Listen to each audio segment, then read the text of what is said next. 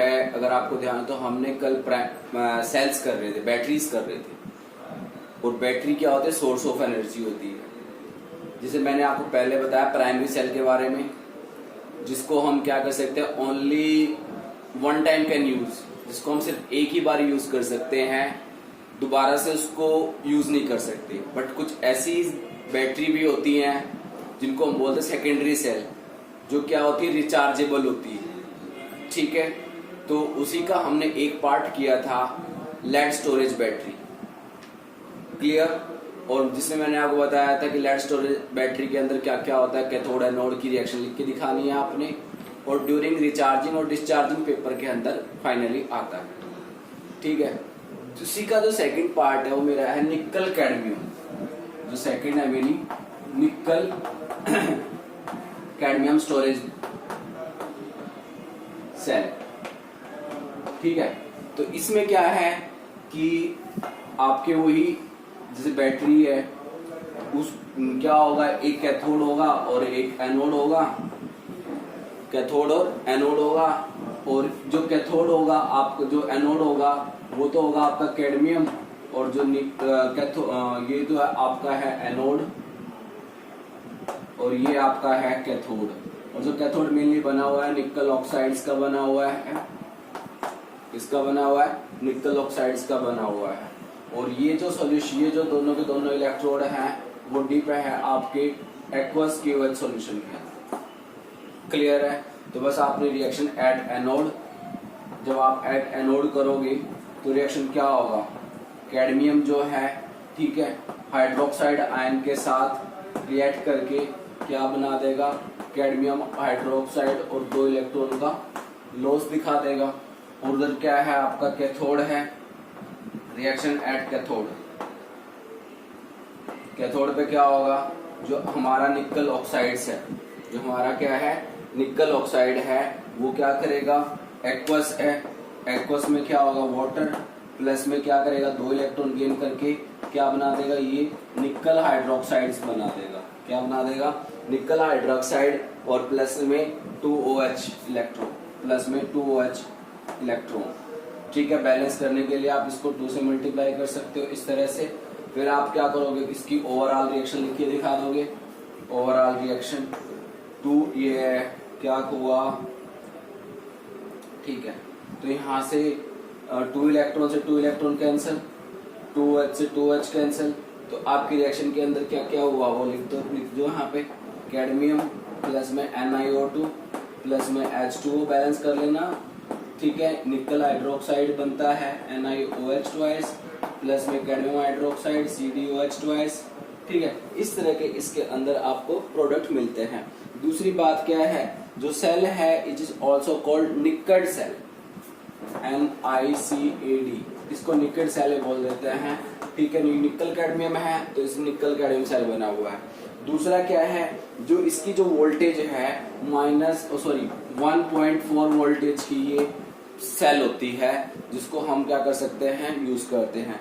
और मेनली जो ये मोस्ट पॉपुलर है आजकल की इलेक्ट्रॉनिक जो वॉच होते हैं और जो कैलकुलेटर होते हैं, उनमें हम इनका यूज करते हैं। कहाँ यूज करते हैं, इलेक्ट्रॉनिक वॉच और कैलकुलेटर में हम इसका यूज करते हैं। तो पेपर के अंदर अगर निकल कैडमियम, तो फिर वैसे तो इम्पोर्टेंस कम ही है आने की, बट लेड स्टोरेज की ज्यादा इंपॉर्टेंस होती है। तो आपने बस, अगर आप चाहते तो आपने एट एनोड और एट कैथोड रिएक्शन लिख के दिखानी है, कितनी वोल्टेज प्रोड्यूस करता है, उसका कहाँ यूज होता है। क्लियर है। तो अब नेक्स्ट चलते हैं, हमारा आज का जो नेक्स्ट टॉपिक है फ्यूल सेल। ठीक है, जो फ्यूल सेल होता है मेनली क्या करते हैं, हाई सोर्स एनर्जी होती है इनकी। ठीक है, मेनली क्या करते हैं, केमिकल एनर्जी, जो केमिकल एनर्जी होती है उसको डायरेक्टली कन्वर्ट करते हैं। ठीक है, high source of electrical, high source of energy में, जो ज्यादा से ज्यादा क्या करता है, एनर्जी प्रोवाइड करता है। ठीक है, मेनली जो फ्यूल सेल पढ़ते हैं हम, हाइड्रोजन ऑक्सीजन का पढ़ते हैं। ये जो इसमें से जो एनर्जी निकलती है वो इतनी सफिशिएंट होती है, वो टरबाइन जो होते हैं उनको मूव करा के, उनको मूव कराने में भी हेल्प करके वहां से हम क्या कर सकते हैं, इलेक्ट्रिकल एनर्जी प्रोड्यूस करते हैं काफी लार्ज अमाउंट में। ठीक है। और हाइड्रोजन ऑक्सीजन का जो फ्यूल सेल होता है, हम वो रॉकेट्स वगैरह में जो रॉकेट्स होते हैं, ठीक है, और अपोलो जो हमारी मिसाइल्स थी उनके अंदर भी हमने क्या किया, हाइड्रोजन ऑक्सीजन का सेल यूज किया था। क्लियर है, ठीक है। और these are the voltaic cell which are fuel cell, hydrogen, carbon monoxide और मीथेन, यहाँ तक कि प्रोपेन, ये मेनली हम यूज करते हैं to generate the electrical energy without the inter conversion of thermal device, मतलब बिना हीट किए हम इसमें एनर्जी प्रोड्यूस कर सकते हैं, ठीक है। The heat energy so produce is used to generate steam for spinning the turbine which are coupled to electrical generator, जो मैं आपको बता चुका हूँ, मतलब इतनी एनर्जी प्रोवाइड करते हैं, इतनी सफिशिएंट होती है फॉर टर्बाइन को स्पिन कराने में, जिसकी वजह से आप लार्ज अमाउंट में इलेक्ट्रिकल एनर्जी प्रोड्यूस कर सकते हो। जो फ्यूल सेल है used area of hydrogen oxygen is the form of water and is known as the H2O2 fuel cell बोल देते हैं इसको। जो H2O2 फ्यूल सेल है is also called Bacon cell, BACON, Bacon cell, इसका नाम बाकोन cell भी है, ठीक है।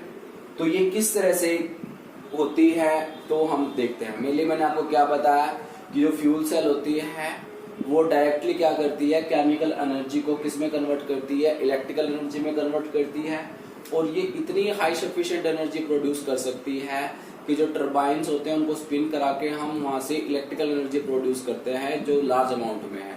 रॉकेट्स फ्यूल में यूज करते हैं, ठीक है, और ये इसको बाकोन सेल बोल देते हैं, ठीक है। तो ये सारा all about the fuel cell के बारे में थोड़ा सा इंट्रोडक्शन पार्ट है कि हम कौन सी फ्यूल सेल लेंगे। अब देखते हैं कि हम कौन सी फ्यूल सेल यहाँ पे बात करते हैं तो उसमें किस तरह से वर्किंग होती है। तो हमारे पास जो होती है फ्यूल सेल, एक तरह से यहाँ पर ये दो पोरस इलेक्ट्रोड लगे होते हैं इस तरह से, ये पोरस पार्ट है, और जो पोरस है वो किसका बना होता है, ये कार्बन का बना होता है, कार्बन, दोनों के दोनों ये पोरस जो होते हैं आपके इलेक्ट्रोड किसके बने होते हैं, कार्बन के बने होते हैं, ठीक है। और ये एक जो पार्ट होता है वो आपका, ठीक है, एनोड और कैथोड काम करता है।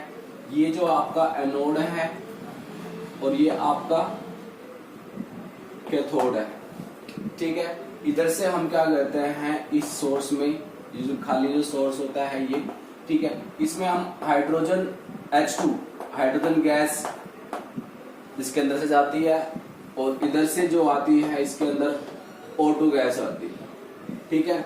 और ये सारे के सारे जो इसके अंदर जो सॉल्यूशन जो यहाँ पे होता है, बीच में मटेरियल होता है, वो होता है हमारा एक्वस KOH,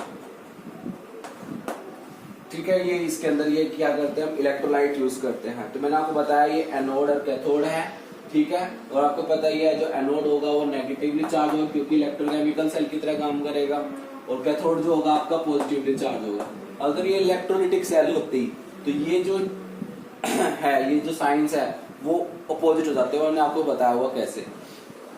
इसमें हमने hydrogen as a source use किया और oxygen as a source use किया। जो एक हमारे यानी हाइड्रोजन कहाँ जाएगी हमारी एनोड पे, और ऑक्सीजन कहाँ जा रही है हमारी एट कैथोड पे। तो हमने दोनों रिएक्शन लिखनी है, एट कैथोड और एट एनोड। तो हम बात करते हैं एनोड। एनोड पे क्या होता है, जो हाइड्रोजन होती है वो यहाँ से क्या करता है सोल्यूशन से, क्योंकि परफोरेटेड होते हैं, ये परफोरेटेड होते हैं दोनों के दोनों, ठीक है, ये कार्बन के जो होते हैं। तो ये यहाँ से क्या करेगी, OH लेगी, ठीक है, OH इलेक्ट्रॉन, और क्या बना देगी, ये बना देगी H2O प्लस में 2 इलेक्ट्रॉन रिमूव कर देगी, ठीक है। फिर उसके बाद आप लिखोगे एट कैथोड। अब एट कैथोड पर क्या होता है, ऑक्सीजन है, क्या है, ऑक्सीजन है। तो ऑक्सीजन क्या करेगी, यहाँ से जो वाटर रिमूव हुआ और 2 इलेक्ट्रॉन लेती है ये, और क्या प्रोड्यूस करती है ये, 4 molecule of hydroxide ion. Clear है, ठीक है। तो यहाँ पर जो आपके इलेक्ट्रॉन है कितने हैं, 4, बैलेंस करोगे तो 4 ही आएंगे, ठीक है। अब क्या करोगे आप, दोनों इक्वेशन को क्या कर दोगे, बैलेंस करने के लिए आप क्या करोगे, 4 इलेक्ट्रॉन है तो इधर को आप 2 से मल्टीप्लाई कर दो, 2 हो गया, और यहाँ पर ये OH कितने हो गए आपके पास, 2 हो गए, ये 2H2 हो गया, और ये कितना हो गया, 4 इलेक्ट्रॉन हो गए। दोनों को ऐड कर दो आप, 2H2 2H2 और ये 2H से 4H, तो इधर 4H, इधर कितने बच जाएंगे आपके 2H नेगेटिव बच जाएंगे। इधर वाटर है, एक वाटर है, उधर दो वाटर है, नीचे भी वाटर जो आप बैलेंस करोगे तो 2 ही आएंगे, तो 2 वाटर से 2 वाटर तो कैंसिल हो जाएंगे। ठीक है, तो यहाँ पर क्या बचा है 2H2 O2 और 4 इलेक्ट्रॉन से 4 इलेक्ट्रॉन कैंसिल, यानी इस तरह से ये सेल बन जाएगी आपकी। ठीक है, दोबारा बता देता हूँ मैंने क्या बताया। हमने क्या किया, एक फ्यूल सेल लिया। फ्यूल सेल का कहाँ यूज होता है, मैंने आपको स्टार्टिंग में बताया कि फ्यूल सेल क्या करता है, डायरेक्ट केमिकल एनर्जी को किस में कन्वर्ट कर देता है, इलेक्ट्रिकल एनर्जी। पहला पॉइंट। दूसरा पॉइंट कि फ्यूल सेल इतनी हाईली एफिशिएंट होती है, हाईली एफिशिएंसी होती है इनकी कि ये क्या कर सकते हैं कि जो टर्बाइन्स होते हैं उनको स्पिन करके हम एक बहुत ज्यादा लार्ज अमाउंट में हम इलेक्ट्रिकल एनर्जी प्रोड्यूस कर सकते हैं इसकी हेल्प से। तीसरा मैंने बताया कि जो फ्यूल सेल होते हैं इनका हम जो यूज करते हैं मेनली जो बाकोन सेल बोल देते हैं इनको, और इनको हम अपोलो स्पेस और रॉकेट्स फ्यूल वगैरह में इनका यूज करते हैं। फिर मैंने आपको बताया कि इसमें वर्किंग किस तरह से होती है। मैंने आपको बताया कि इसमें एक ये कंटेनर सा होता है, ठीक है, और ये क्लोज कंटेनर होता है, मतलब वो तो आप जब डायग्राम देखोगे तो सब पता चल जाएगा। ठीक है, ये क्लोज कंटेनर है और यहाँ से आपका ये क्यूएच सॉल्यूशन इसके अंदर डाला गया है। तो क्लोज कंटेनर लगा हुआ है जिसमें 2 इलेक्ट्रोड यूज की हुई है। दोनों इलेक्ट्रोड जो बनी हुई है कार्बन की बनी हुई है। ठीक है, पोरस इलेक्ट्रोड बोल देते हैं इसको, क्या बोल देते हैं, पोरस इलेक्ट्रोड है, और किसकी बनी है, कार्बन की। ठीक है, और इसमें हम एक चैम्बर में क्या कर रहे हैं, हाइड्रोजन गैस डाल रहे हैं, दूसरे चैम्बर में हम क्या डाल रहे हैं, ऑक्सीजन गैस डाल रहे हैं। जो बीच में जो परफोरेटेड जो है उनके बीच में हम क्या डाल रहे हैं, एक्वस क्यूएच का सॉल्यूशन डाल रहे हैं। तो इसकी वजह से क्या क्या रिएक्शन होती है एट कैथोड और एट एनोड पे। मैंने आपको बताया कि एट एनोड पे क्या होगा, जो हाइड्रोजन होगा जो इन परफोरेटेड के थ्रू OH के साथ जो है क्यूएच का जो इलेक्ट्रोलाइट सॉल्यूशन है उसके साथ रिएक्ट करेगा, OH नेगेटिव, और क्या बना लेगा, H2O, और 2 इलेक्ट्रॉन बाहर निकाल देगा। ठीक है, तो आप इसको बैलेंस कर लोगे 2H2, ठीक है, plus 2OH negative, 2H2O plus 4 electron. Clear. Cathode पर क्या होता है, जो ऑक्सीजन गैस है यहाँ से जो H2O 4 इलेक्ट्रॉन होते हैं, ये इनका यूज करके क्या बनाता है, 4 मॉलिक्यूल ऑफ हाइड्रोक्साइड बनाता है। ठीक है, 2O2 plus 2H2O plus 4 electron जो ऊपर से आए हैं। फिर कुछ नहीं किया आपने, ये चीज ये किया, ये बना, इसको आपने के साथ रिएक्ट करा दिया, ऑक्सीजन के साथ रिएक्ट कराया, ये बन गया। फिर आप दोनों को क्या कर देना, कंबाइन कर देना। फ्यूल सेल की रिएक्शन तो इजी है याद करना। ठीक है, तो ये आपकी रिएक्शन होगी। इसके बाद जो है एडवांटेज ऑफ फ्यूल सेल, सबसे पहला जो एडवांटेज है, पोल्यूशन फ्री वर्किंग। बिल्कुल कोई पोल्यूशन नहीं होता इसके अंदर। तो सबसे पहला एडवांटेज क्या है, पोल्यूशन फ्री वर्किंग है। देयर इज नो हार्मफुल और ऑब्जेक्शनल प्रोडक्ट फॉर्म। कोई इस तरह का कोई हार्मफुल और प्रोजेक्शनल, मतलब इस तरह का कोई प्रोडक्ट फॉर्म नहीं होता जो हमारे एनवायरनमेंट को क्या करेगा, पोल्यूट करेगा। पहला क्या हो गया, पोल्यूशन फ्री वर्किंग है इसकी। दूसरा है हाई एफिशिएंसी है। जो ये फ्यूल सेल है इसकी जो एफिशिएंसी होती है बहुत ज्यादा होती है, 70 to 75% इसकी एफिशिएंसी होती है। ठीक है, and which is much higher than the conventional cell. Conventional cell से इनकी जो क्या होती है, एफिशिएंसी क्या होती है, नॉर्मल सेल से ज्यादा होती है। तीसरी अगर हम बात करें, it is the continuous source of energy. ये क्या करता है, कंटिन्यूअस सोर्स ऑफ एनर्जी है कि unlike conventional battery, energy can be obtain from the fuel cell continuously so long as to supply of fuel is maintain. यानी H2O2 cell has been used for the generating the electrical power in the Apollo space program, जो मैंने आपको बताया हुआ है। तो इसकी advantage में आप क्या क्या बताओगे, पहला क्या बताओगे, पोल्यूशन फ्री वर्किंग है। ठीक है, क्योंकि there is no harmful product is obtain. दूसरा क्या बताओगे, दूसरा हम बताएंगे इसकी हाई एफिशिएंसी है, 70 to 75% इसकी एफिशिएंसी है और नॉर्मल कन्वेंशनल सेल से ज्यादा काम करता है। और तीसरा आप क्या बताओगे, हाईली सोर्स ऑफ एनर्जी है। ठीक है, नॉर्मल कन्वेंशनल सेल। तो 3 इसके आप क्या बताओगे फ्यूल सेल के बारे में। अगर आपके पास आता question write a short note on fuel cell, तो आप पहले फ्यूल सेल के बारे में बताओगे कि फ्यूल सेल क्या है। एक गैल्वेनिक और इलेक्ट्रोकेमिकल सेल पे बेस होता है। ये भी क्या करता है, केमिकल एनर्जी को इलेक्ट्रिकल एनर्जी में कन्वर्ट करता है। और फिर आप बताओगे कि भाई ये कहाँ यूज करता है, और फिर आप बताओगे कि इसकी वर्किंग कैसे होती है। फिर आप इसकी एटोड, कैथोड, एनोड बताओगे। एनोड के बाद उसकी आप एडवांटेज बताओगे। ये ऑल अबाउट आप फ्यूल सेल के बारे में बताओगे। नेक्स्ट टॉपिक हम करते हैं कोरोजन। ये कोरोजन आपने पढ़ा हुआ है 9th-10th क्लास में, तो थोड़ा सा वो इसका मैकेनिज्म आया हुआ है और वो हम डिस्कस कर लेते हैं।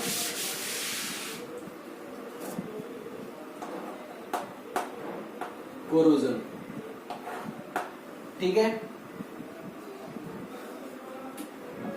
कोरोजन। तो कोरोजन मेनली क्या है, जैसे आयरन का आपने सुना होगा रस्टिंग ऑफ आयरन, ठीक है, तो वो भी क्या है, कोरोजन है। और कॉपर का भी आपने सुना होगा, जो कॉपर होता है वो ग्रीन कलर का हो जाता है, तो उसमें वो ग्रीन कलर किस वजह से आया, वो कोरोजन की वजह से ही आया हुआ है। सिल्वर जो होता है टर्निश ऑफ एयर, मतलब जो सिल्वर कलर जो सिल्वर होता है उसकी पॉलिश वगैरह जो होती है वो चमक खत्म हो जाती है, किसकी वजह से, वो मेनली एयर की वजह से या फिर ऑक्सीजन मॉइस्चर्स की वगैरह उनकी हेल्प से उनकी जो लस्टिंग वगैरह होती है वो क्या हो जाती है, खत्म हो जाती है, डिस्ट्रॉय हो जाती है। तो ऐसे ही क्या है कोरोजन मेनली, मैंने बता दिया आपको कि जो सरफेस ऑफ मेटल होती है वो क्या होती है, धीरे धीरे धीरे धीरे कोरोड होती चली जाती है। किसकी हेल्प से, वो मैं आपको बताऊंगा आगे। With the help of oxide और some other salt of the metal on long exposure to the atmosphere. अगर आप किसी भी मेटल को काफी टाइम तक एटमॉस्फेयर में रख दोगे तो वो क्या हो जाएगी, जनरली से तो ऑक्साइड्स बना लेगी या फिर उसके साथ वो क्या करेगी, रिएक्ट कर जाएगी, ठीक है, जो उसके अंदर मॉइस्चर्स होगा, ठीक है, उसके साथ रिएक्ट करके उनकी, ठीक, क्लियर हुआ। तो मैंने बताया जैसे सिल्वर है, सिल्वर गेट टार्निश्ड, पहला पॉइंट। दूसरा मैंने आपको बताया कि copper develop green coating, copper develop green coating on its surface. तीसरा मैंने बताया आपको आयरन रस्ट, और चौथा मैंने बताया लेड लूज इट्स लस्टर्स। क्लियर हुआ। ये कुछ चार हैं जिनसे हमें क्या होता है, कोरोजन होता रहता है। तो मेनली कोरोजन क्या हुआ, अगर आप इसको डिफाइन करना चाहो तो it is the slowly conversion, धीरे धीरे तो होता है ये कोरोजन, क्या एकदम इंस्टेंट हो जाता है, क्योंकि इसमें टाइम लगता है, जो इसका रेट ऑफ रिएक्शन होता है स्लो होता है। आगे हम केमिकल काइनेटिक्स में पढ़ेंगे कि किस तरह की रिएक्शंस होती हैं। तो कोरोजन क्या होता है, mainly defined as the process of slow conversion of matter into their undesirable compound. Slowly convert हो रहा है इनटू अनडिजायरेबल कंपाउंड, जिसमें आप बोल सकते हो जनरली वो क्या ऑक्साइड बना लेते हैं, जो usually oxide by reaction with moisture and other gases present in the atmosphere. तो क्या हुआ, स्लोली कन्वर्जन किसका, मेटल का, किसमें, into its oxides, metal into metal oxides, ठीक है, जनरली किसकी प्रेजेंस में, मॉइस्चर्स या प्रेजेंस ऑफ गैसेस की वजह से, ठीक है। तो उसकी वजह से हमें जो ऑक्साइड्स मिलता है वो अनडिजायरेबल है, वो क्या हमारे लिए अनडिजायरेबल है। और इस अनडिजायरेबल कंपाउंड को ही हम क्या बोलते हैं, अब हमारा जो सब्सटेंस है वो क्या हो गया, कोरोड हो गया। क्लियर हुआ। कोरोड का मतलब क्या हुआ, या आप कह सकते हो कि स्लोली ईटिंग ऑफ मेटल, ठीक है, इनटू देयर रिस्पेक्टिव ऑक्साइड्स। तो ये हमारा क्या होता है, कन्वर्जन। अब इसके बाद होता है कि कौन कौन से फैक्टर होते हैं जो कोरोजन को अफेक्ट करेंगे। सबसे पहला जो है मेरा है रिएक्टिविटी ऑफ मेटल। पहला कौन सा फैक्टर मेरा, रिएक्टिविटी ऑफ मेटल है। तो रिएक्टिविटी ऑफ मेटल किस तरह से करेगा, अगर सपोज करो आपका तो मेटल क्या है, वो हाईली रिएक्टिव है कंपेरेटिवली टू अदर, ठीक है, तो इसका मतलब है कि वो क्या करेगा, वो जल्दी रिएक्ट कर जाएगी एटमॉस्फेयर से। तो यानी रिएक्टिविटी ऑफ मेटल भी क्या करती है, आल्सो अफेक्ट द आपके कोरोजन को अफेक्ट करती है। पहला पॉइंट क्लियर हुआ। सेकंड पॉइंट है मेरा presence of impurity. Presence of impurity, impurity क्या है, अगर आपके सॉल्ट के अंदर क्या हुई, इम्प्योरिटी हुई, तो वो क्या करेगा, वो तो मैंने बताया आपको कि कौन कौन से फैक्टर जो है वो अफेक्ट करेंगे। तो सबसे पहले जो मैंने बताया था आपको रिएक्टिविटी ऑफ मेटल के बारे में, दूसरा मैंने बताया आपको इम्प्योरिटी ऑफ मेटल के बारे में, कि अगर आपके जो मेटल है अगर वो प्योर है तो उसको रस्ट लगने के जो चांसेस हैं या कोरोजन लगने के जो चांसेस है वो बहुत ही कम होंगे, ठीक है। अगर उसके अंदर कुछ क्या डली हुई है, इम्प्योरिटी लगी हुई है, तो जल्दी वो क्या करेगा, कोरोड लेगा। जैसे प्योर आयरन जो होता है वो इतनी जल्दी रेस्ट नहीं लेता, ठीक है। तो इम्प्योरिटी ऑफ मेटल भी क्या करेगी, अफेक्ट करेगी किसको, रस्टिंग ऑफ आयरन को, ठीक है। अगर हम आयरन की बात कर रहे हैं तो आयरन की बात कर रहा हूं मैं।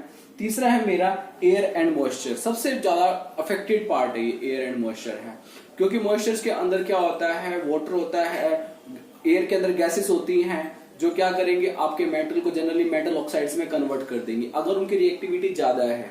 तो यही है सिंपल सा यहाँ पे, air and moisture are quite help in corrosion. The presence of gases like CO2 and SO2 in air makes it still rapid.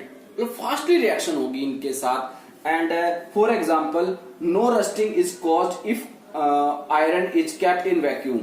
इन्होंने क्या किया, इसको प्रूव करके भी देखा। कब? कि अगर हम आयरन को वैक्यूम रीजन के अंदर रख दे तो कोई भी रस्ट नहीं लगता, पर जैसे ही उसको एटमॉस्फेयर या वो किसी गैसेस के कांटेक्ट में आती है तो वो इजी से कोरोड हो जाती है।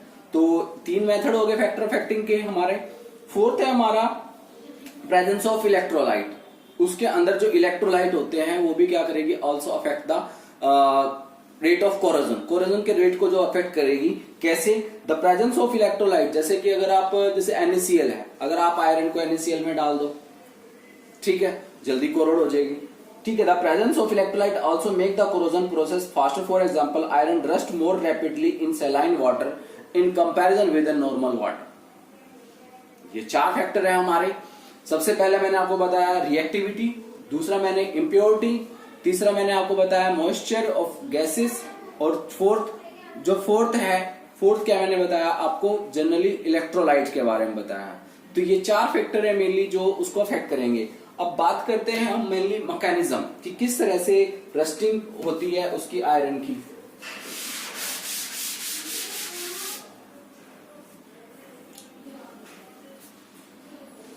मैकेनिज्म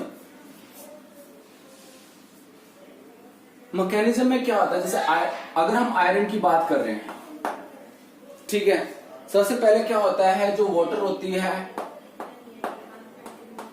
वाटर और उसके वाटर जो होता है मतलब मॉइस्चर, हमारे जो एटमॉस्फेयर होता है उसके अंदर CO2 जो होती है और थोड़ा सा वाटर मॉइस्चर होता है, जिसकी वजह से क्या बना लेती है वो H2CO3 बना लेता है, जिसको हम क्या बोलते हैं, बाइकार्बोनिक एसिड। क्या बोलते हैं? बाइकार्बोनिक एसिड। बाइकार्बोनिक एसिड। और जो बाइकार्बोनिक एसिड होती है ये क्या करता है, H2CO3 इजी से क्या करता है, H+ दे देता है।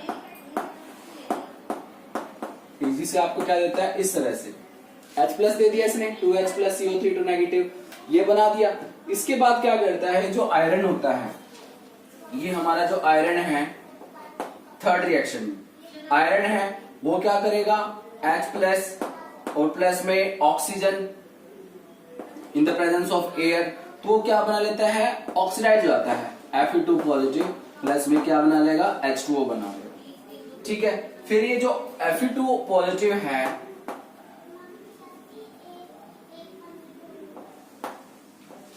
Fe2 पॉजिटिव जो है वो क्या करेगा, वाटर के साथ ऑक्सीजन साथ रिएक्ट करके ये बना लेगा ऑक्साइड्स, Fe2O3 प्लस में H+। क्लियर? इसके बाद जो होगा बताता हूं सारा मैं प्रोसेस आपको। Fe2O3 react with X molecule of water, Fe2O3 dot XH2O, ये हमारा हाइड्रेटेड फेरिक ऑक्साइड्स है जो जनरली क्या हो चुका है, कोरोड हो चुका है। तो जनरली मैकेनिज्म में क्या हुआ, आपको दोबारा से बता रहा हूं।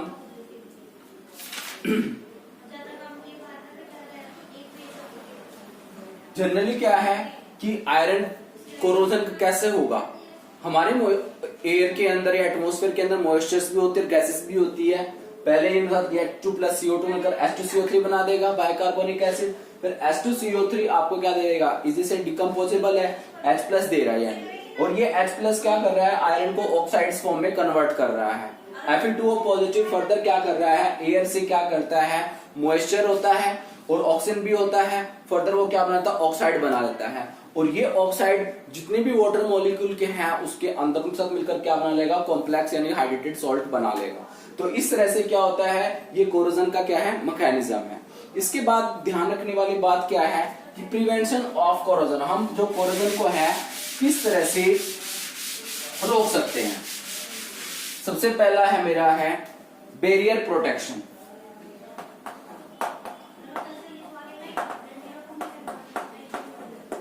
बैरियर प्रोटेक्शन, बैरियर प्रोटेक्शन का मतलब क्या है कि इन this method A barrier film is introduce between the iron and atmosphere oxygen.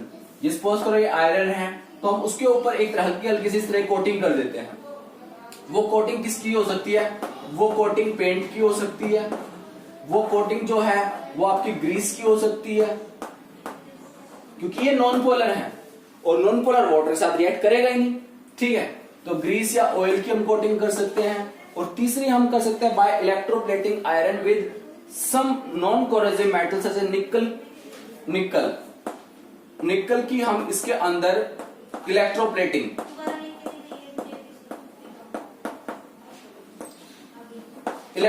भी कर सकते हैं। यानी इस तरह से यानी बैरियर हम प्रोड्यूस कर रहे हैं किस किस के बीच में, ये हमारा आयरन है और ये हमारा एटमॉस्फेयर है। एटमॉस्फेयर और आयरन को डायरेक्ट कांटेक्ट ना हो तो उस वजह से हमने क्या कर दिया, एक बैरियर लगा दिया। और बैरियर किसका लगाया हमने, वो मेनली पेंट का, ग्रीस का, इस तरह से हमने क्या कर दिया, उनको कोटिंग कर दी। तो इसलिए जनरली हमारा क्या है, ये बैरियर प्रोटेक्शन है। दूसरा हम बात करें सैक्रिफाइशियल प्रोटेक्शन, मेनली हम बात करते जैसे गैल्वेनाइजेशन। गैल्वेनाइजेशन आपने सुना होगा। जैसे हमने क्या किया, सपोज करो ये आयरन है, आयरन को हमने एल्यूमिनियम या जिंक इस तरह से इसके ऊपर कवरिंग कर देते हैं। यानी जैसे ही क्या होगा, एटमॉस्फेयर इसके कांटेक्ट में होगा या फिर ये जैसे ये जो मेटल है, ये सब्सटेंस है, एटमॉस्फेयर के कांटेक्ट में आएगा, सबसे पहले क्या होगा, जिंक के साथ वो क्या करेगा, रिएक्ट करके जिंक ऑक्साइड बना लेगा। यानी पहले वो क्या करेगा, इस लेयर को खत्म करेगा ऊपर वाली को, फिर तब जाके क्या होगा, हमारी जो आयरन है उस पर जाके हार्मफुल होगा। एक तरह से यानी ये इसके लिए क्या कर रही है, सेक्रीफाइस कर रही है कि पहले मुझे कुछ होगा फिर तुझे कुछ होगा। तो इस तरह से हम क्या करते हैं, इस प्रोसेस को हम क्या बोलते हैं, गैल्वेनाइजेशन बोल देते हैं। आपने सुना भी होगा, ये पढ़ा भी होगा, गैल्वेनाइजेशन। ठीक है, जनरली गैल्वेनाइजेशन होता है। Zinc metal is generally use करते हैं for protective iron in the process is galvanization. Galvanized iron sheet maintain the thin layer एक their shine due to the formation of thin protective layer of basic zinc carbonate. Zinc carbonate की हम एक layer बना देते हैं and due to the reaction between the zinc and oxygen and ये इस तरह से zinc, magnesium, aluminium and dissolve in A paint, इस तरह से हम कर सकते हैं। नेक्स्ट मेरा है इलेक्ट्रिकल प्रोटेक्शन। अब ये इलेक्ट्रिकल प्रोटेक्शन कैसे करते हैं, सपोज करो ये हमारा क्या है, आयरन है, और आयरन को हम एक ऐसी मेटल के साथ जोड़ देते हैं जैसे मैग्नीशियम से, एक कॉपर वायर के थ्रू या किसी वायर के थ्रू मैग्नीशियम से उसका लिंक कर देते हैं। जैसे ही ये क्या करती है, ये आयरन एटमॉस्फेयर के कांटेक्ट में आएगी, किसी कांटेक्ट में आएगी, एटमॉस्फेयर के कांटेक्ट में आएगी, तो ये जनरली क्या हो जाएगा, ऑक्सीडाइज होना स्टार्ट कर देगा। ठीक है, ऑक्सीडाइज होकर 2 इलेक्ट्रॉन लूज कर देगा ये, और ये किस में कन्वर्ट हो जाएगा, Fe2 पॉजिटिव में कन्वर्ट हो जाएगा। तो इंस्टेंटली जो मैग्नीशियम है वो इंस्टेंटली इसको कॉपर वायर के थ्रू 2 इलेक्ट्रॉन इसको दे देगा। एक तरह से इसका कोरोजन नहीं होने देगा। क्यों, जैसे ही एटमॉस्फेयर कांटेक्ट में आया तो Fe किस में कन्वर्ट हो गया, Fe2 पॉजिटिव में, प्लस में 2 इलेक्ट्रॉन निकाल दिए इसने, और जैसे ही Fe2 पॉजिटिव बना, उधर से मैग्नीशियम ने अपने 2 इलेक्ट्रॉन दे दिए। इसको हम बोलते हैं इलेक्ट्रोप्लेटिंग। क्या बोलते हैं, इलेक्ट्रोप्लेटिंग कह रहा हूं, electrical protection. This is also a case of sacrificed protection. In this method expose surface of iron is protected by connecting it to the some more active metal such as a magnesium. Connect कर दिया हमने मोर active metal से। फिर क्या कहता है, the other metal which can be used for this purpose are aluminium, zinc etcetera, वो हम भी यूज कर सकते हैं। The more active metal act as a anode का काम करेगा and lose electron in the preference of iron. तो जैसे मैग्नीशियम इसके कंपैरिजन में ज्यादा एक्टिव है तो वो जल्दी इलेक्ट्रॉन लूज कर सकता है। मतलब हमने ऐसी मेटल लेनी है, ठीक है, जो जल्दी इलेक्ट्रॉन लूज कर दी, यानी ये हमारी क्या होगी, एक्टिव मेटल होगी और जनरली किसका काम करेगी, एनोड का काम करेगी। क्या करेगी, एनोड का काम करना चाहिए इसमें। ठीक है, और ये हमारा क्या होगा, फिर कैथोड होना चाहिए, क्योंकि ये क्या करेगा, इससे इलेक्ट्रॉन का गेन करेगा, यानी यहाँ पर क्या होगा, कैथोड होगा। तो इस तरह से तो मैंने the other metal, the more active metal as a anode and lose the electron in preference to the iron surface act as a cathode काम करेंगे। this method therefore is also called cathodic protection बोल देते हैं। underground water pipe or tank made of iron are protected by connecting them are more usually। तो जिस तरह से मैंने आपको बताया सेम वही है, बस मैंने आपको जस्ट एक पढ़ के बताया ताकि आपको जो लाइन है वो किस तरह से लिखोगे वो आपको समझ में आ जाए। क्लियर है, तो एक तरह से हमने 3 मेथड करे हैं, बैरियर प्रोटेक्शन, गैल्वेनाइजेशन, दूसरा मैंने सैक्रिफाई बताया था, और तीसरा मैंने आपको बताया इलेक्ट्रो कोटिंग या इलेक्ट्रिकल प्रोटेक्शन। ठीक है, 3 मेथड है जो आप क्या कर सकते हो, कोरोजन को प्रिवेंट करने से हेल्प कर सकते हो। तो this is all about your chapter electrochemistry. और आप इसके एनसीईआरटी से रिलेटेड न्यूमेरिकल बहुत सारे कीजिए, और जितने भी न्यूमेरिकल मैंने कराए सारे उससे रिलेटेड हैं, कंसेप्ट सभी वही हैं, बस आप उसको ध्यान से पढ़ो। और कुछ प्रॉब्लम हो तो जरूर बताइए, कमेंट बॉक्स में लिखिए, मैं आपको प्रॉब्लम का सॉल्व जरूर करूंगा। और थैंक यू, मिलते हैं नेक्स्ट चैप्टर के साथ और नेक्स्ट टॉपिक के साथ। बाय, और वीडियो को लाइक जरूर करें।